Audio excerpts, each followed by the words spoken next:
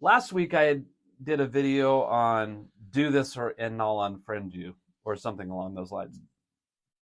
And my news feed on my Facebook page and Instagram and that is pretty neutral. I don't see a lot of political driven things or culturally divisive things because I've just over time have weeded those things out of my life. And I had talked about that a little. Every once in a while, something will still surface that goes against the grain, so to speak. And so I'll either snooze or unfollow those people. But rarely do I unfriend somebody unless they get on their soapbox and want to tell you how right they are, and that if you don't believe what they believe, that you should just go ahead and unfriend them. And, this world is full of people who disagree and don't think alike. And it's so easy to be toxic on social media stuff. And it can turn into a horrible platform for arguing with people because you can't tell the tone of somebody's voice in text, and lines get blurred, and a lot of stuff is misunderstood. So I try not to be part of that whole thing, other than what I'm saying right now. I'm right and everybody else is wrong. No, I'm just making an observation. So anyway, I struggled with unfriending this person, which I did do, and then I felt better about it. And I go on walks in my neighborhood frequently, and the song came up called "The Good and Goodbye." It was by Smashing Pumpkins. It's off their new album. It's like a 3-album epic. If you haven't heard the new Smashing Pumpkins record, it's like 30 songs. It's really incredible. But I was on my walk, and this song came up called "The Good and Goodbye," and so that just means like sometimes it's necessary to cut ties with certain people. And so that's the good and goodbye. And then another musician friend of mine posted, excuse me, yesterday or maybe the day before, that they were leaving their band that they had played in. They put this really well thought out message, just a general message as to why they were stepping away from the band that they were in. And some of it alluded to that they were the ones who behind the scenes was doing all the work. They did all the booking, they did all the promotion, they did everything.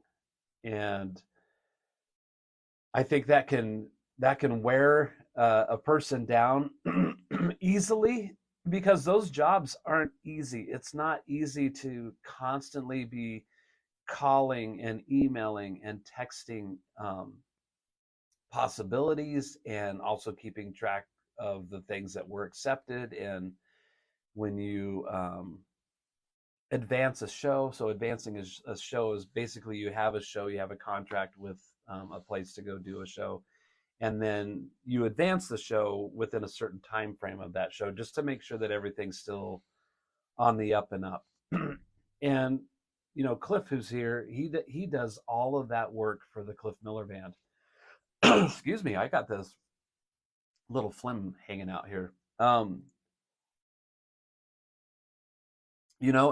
I'm kind of the guy that does that with Midline. We've been kind of inactive for a couple of years, but when Midline was really busy, especially when we had our record deal, I was the guy that more or less dealt with the record label all the time, and I dealt with all the bookings, and I was like essentially a tour manager. So we had techs, I had a drum tech, and we would go on the road, and so those kind of things were being taken care of mostly, sometimes not always, and I'd have to jump the case of the guys traveling with us, but I had to make sure that we got paid. And all of those things, they can really wear you down, because it just feels like you're in the fight alone. So that was what this person was saying in their message, that they were stepping away from the band.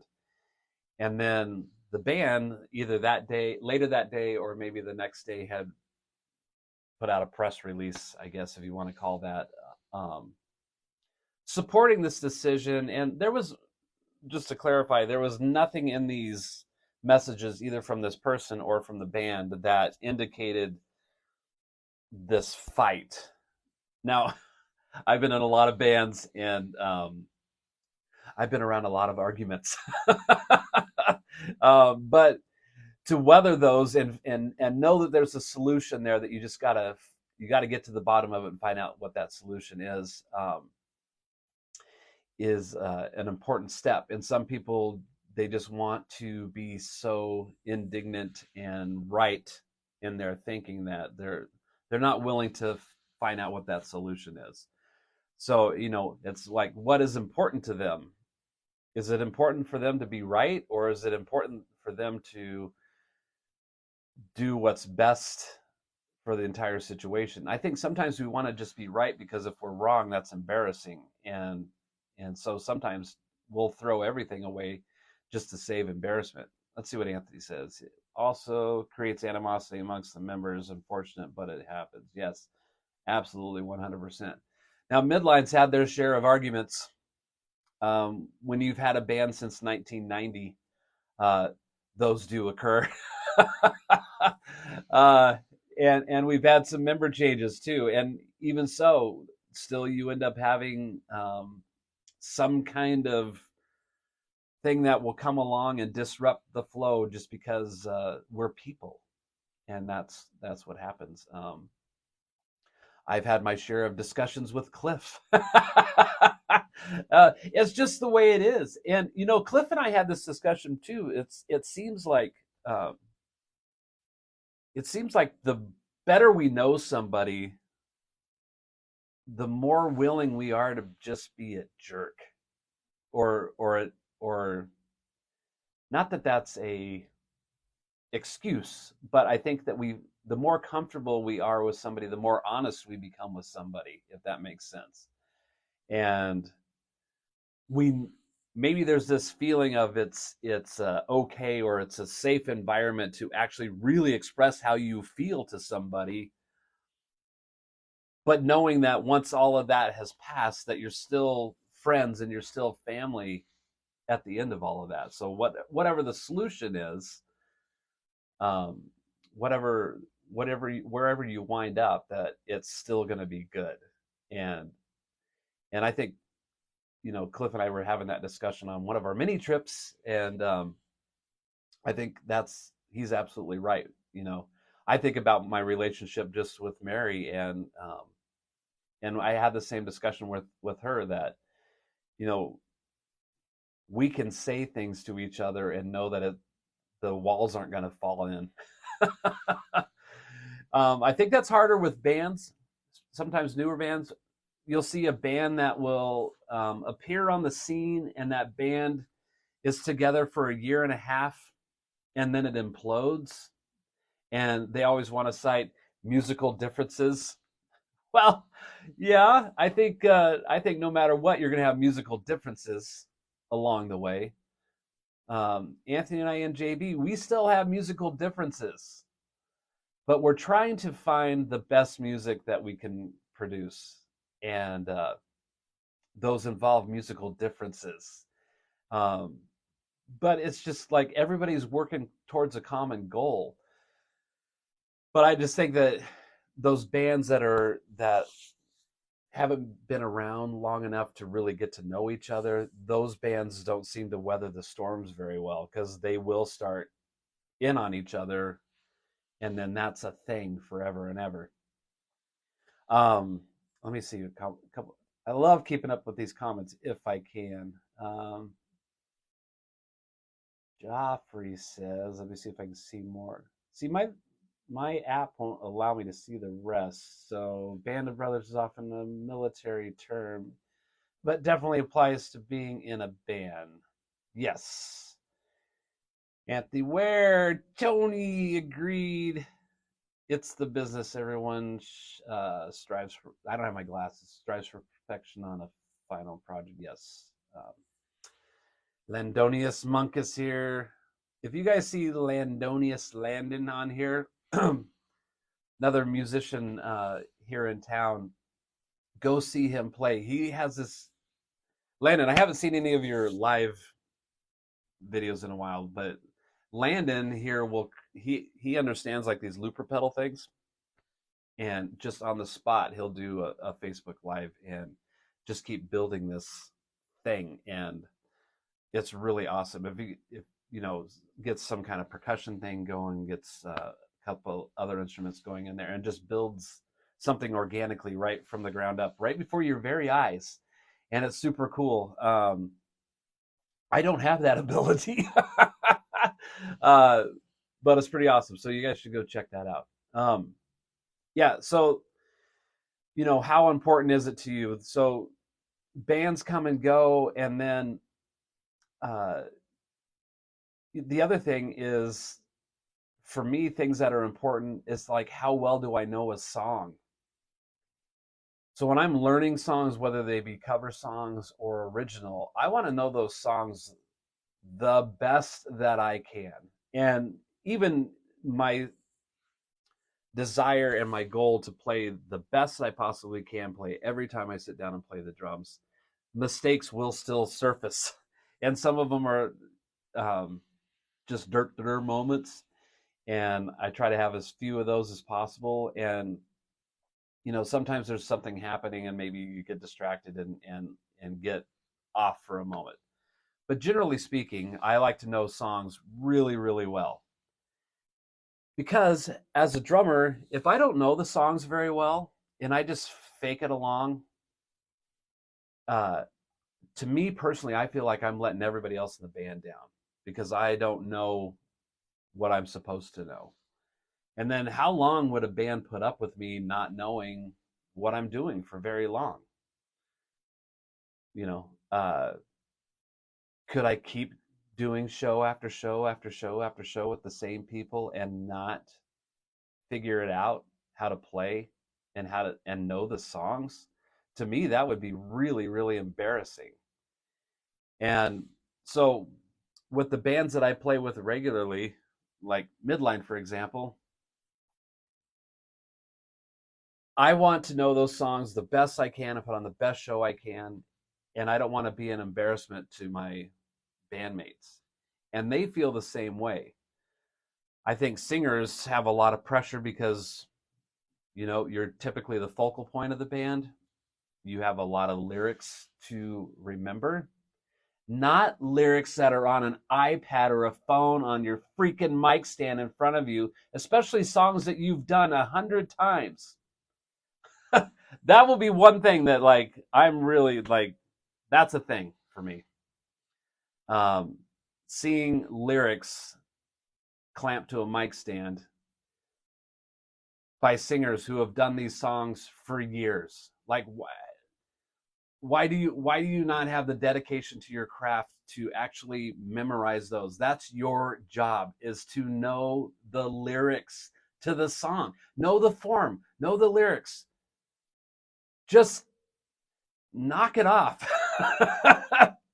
This is my soapbox moment, people. Good grief. You know, I think of my favorite bands ever, and even cover bands that I really love. I don't see music stands, and I don't see cheat sheets on. I'll see a set list possibly, but I don't see, you know, people reading music. I see that if I see a symphonic band play. So I might be whacking at the hornet's nest a little bit here, but that is, like, from an audience perspective, it's like, imagine going to the doctor because you have a problem and the doctor's reading a instruction manual at the same time because they're about to operate on you. Let's see, the heart's here, and I don't really know what I'm doing. I didn't bother to prepare at all. Now I'm going to put you under. We would never trust anybody to do that. At least I don't think so. I don't think so. So if you're a musician, learn your craft, for crying out loud. Get rid of the lyrics off of your phone and your iPad. It's like, I'm singing and I'm here to entertain you, but I'm going to stare at this while I do it. Okay, I probably should clam it. But so I guess now I lost my place because I make these notes. I'm reading my lyrics. No, I just, as you guys know, when you watch Coffee with Fred, I could just be here and there, and I'll just go around and say the same thing over and over and over.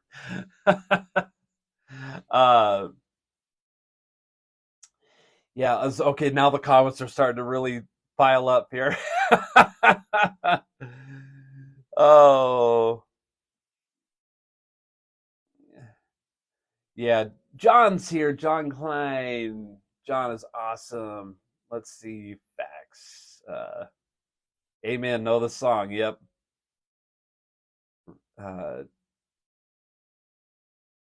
Squirrel. Yes. Yes. That is my number one pet peeve. Actually, I have two. I have three. I have several pet peeves with music. This comes back to like, how important is it to you? Uh, Now I can probably go way off topic, but look, bands that play out and they put their thing together, right? They learn their original bands or cover bands. People who are playing music live in front of people. One is whatever the goal of that band is really going to determine like how much effort they're putting in behind the scenes. And I mean that's the case, right? And also those musicians and bands are typically doing everything in their ability for what their knowledge is. And so that too is a factor. I think what I noticed though is some of those bands, with whatever their scope of knowledge is, whatever their goal is, might look at another band that's doing better or having more success and think that they deserve the same benefits from all of their hard work. And it's not always the case, because that band that might be having more success and is doing more to be better, maybe they know the songs better, maybe they look better, uh, they're up the ladder farther than you, because they've climbed the ladder to be there. But I think us as musicians want to just level the playing field and think that everybody's the same, but we're not. We're just not. So the work you put in is the work you're going to get out. And if you want to be more successful and higher up that ladder, then I guess you got to figure out those steps on what it takes to do that. How do they dress? How do they look? How prepared are they? How well do they know the songs?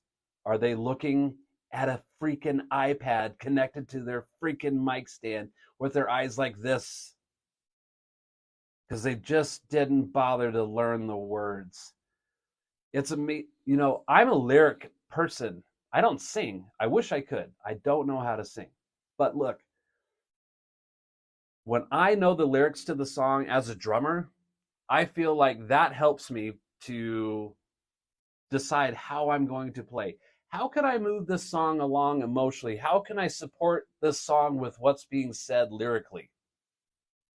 And it's a really, really great position to be in. Like, how can I elevate this song? How can I control the emotion of the song with whatever the singer's singing? So I too will learn the lyrics, even though I don't have to sing them. But I think that helps me convey the song better. Daniel, I don't have to go anywhere in the world to know what you're talking about. People always want to, now Daniel, I'm not throwing you under the bus, but people want to see, if you want to really know how it is, go to the big cities. Well, I've been to the big cities multiple times. Midline used to tour like crazy. We were doing about 180 shows a year, traveling all over when we had our record deal. Um, People used to always say, wait till you get to LA. Then you're going to be swimming with the big boys. Well, look, I went and swam with the big boys. I saw all the exact same stuff that I'm talking about. Exactly the same. I've been in Washington, D.C., saw the exact same thing. I've been in Tampa, Florida. I've been in Atlanta, Georgia. I've been in Chicago. I've been in Nashville. I've been in Austin, Texas. These problems exist everywhere. Now, there are more musicians and more bands, and the ones that are really doing great are not staring at iPhones and iPads for their lyrics. They're just not. Yes, Anthony, I played the Whiskey A Go-Go, and your band was there too. And we mopped the floor with the LA bands.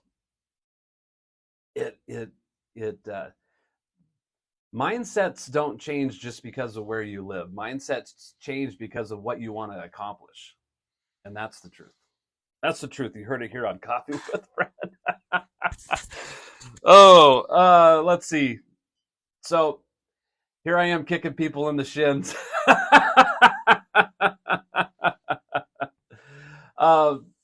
So I do want to brag on one of my students, Eric. He's a sophomore in high school, and he is on fire for music and playing, and he wants to play the best that he can. And he ran across some people just by chance, I think, that this father-son guitar duo needed a drummer for a little gig that they were playing. There's a place called the Switchback. It's in Harris Ranch, if anybody is aware of this place at all.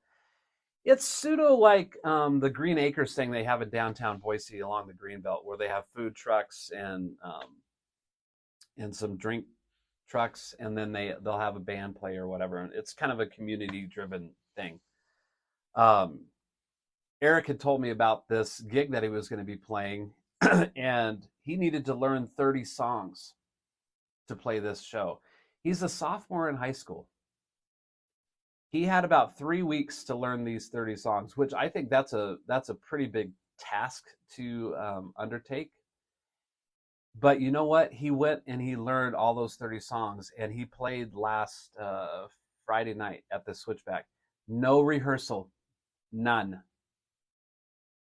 There wasn't an opportunity for him to rehearse with these guys. He barely knew them. Showed up, set up his drums.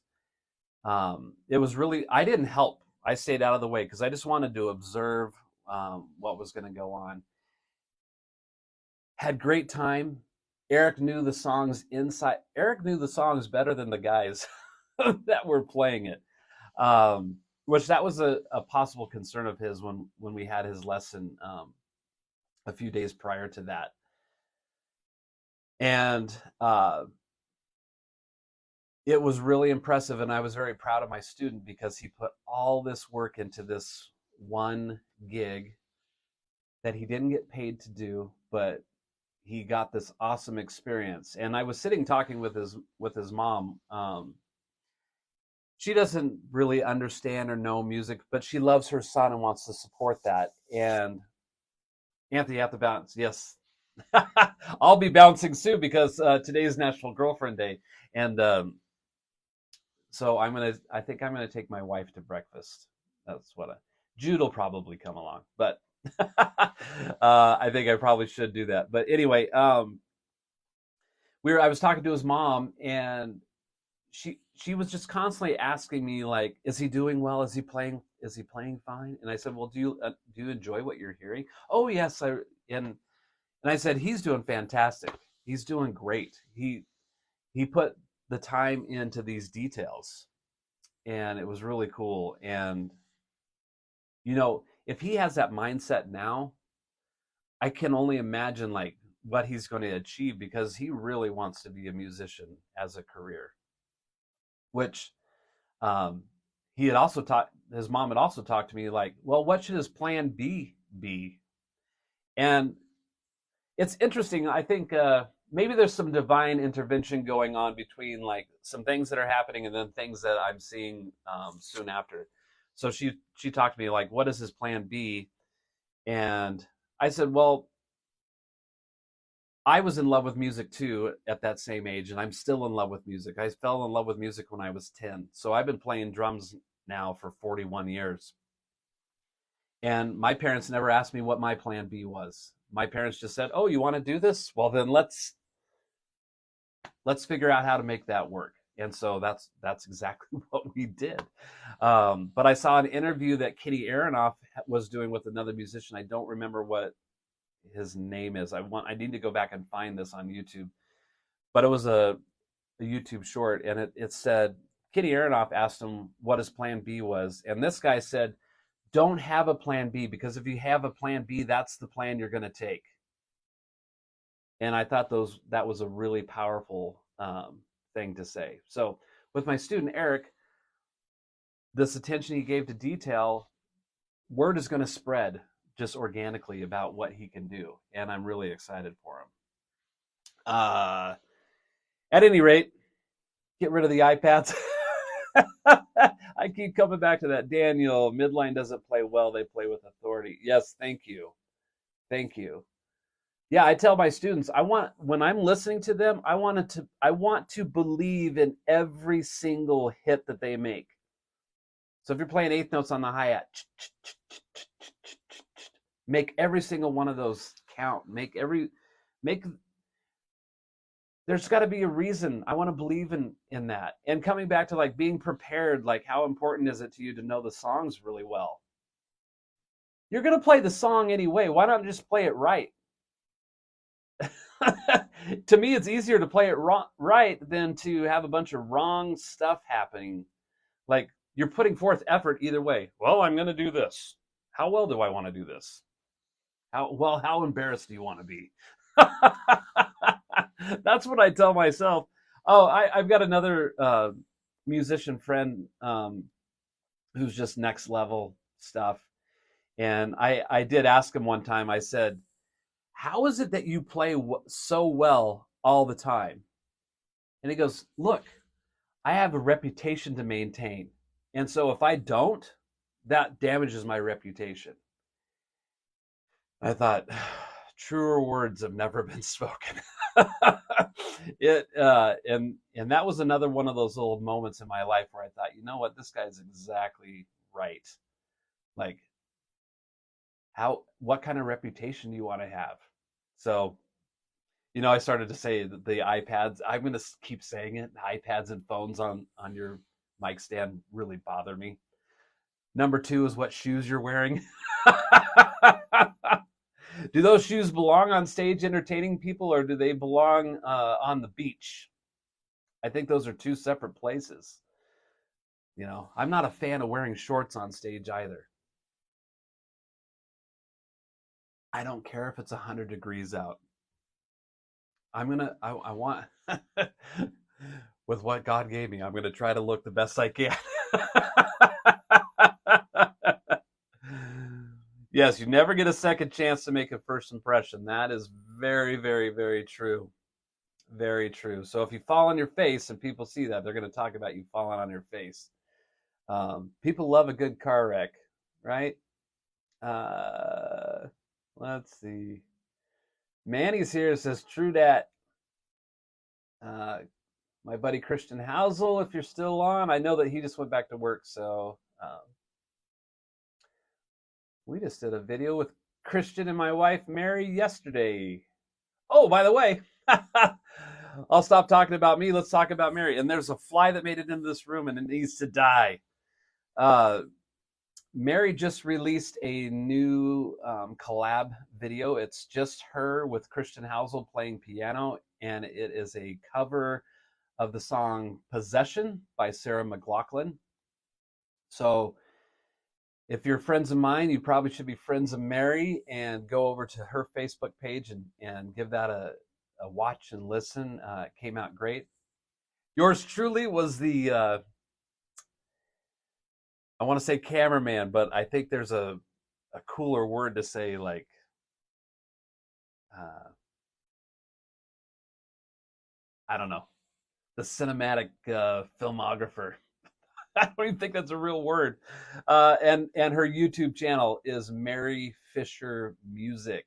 So you guys know that my wife can sing. I never get tired of hearing her sing.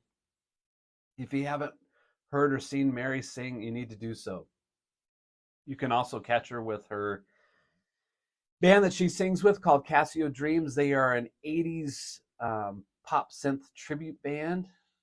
Videographer, thank you, Bill. I was the on-site videographer, so the most amazing cinematography you've ever seen. uh, what happened when I filmed Mary and Christian playing? Dale says cinematographer. I think, yeah, videographer, cinematographer. Dale, okay, Bill, I think Dale's got you beat with the fancy words. Yes, yes. So please go check out Mary Fisher Music on YouTube, or go to her Facebook page and check that out. I also will be sharing it to my page because it's just so cool.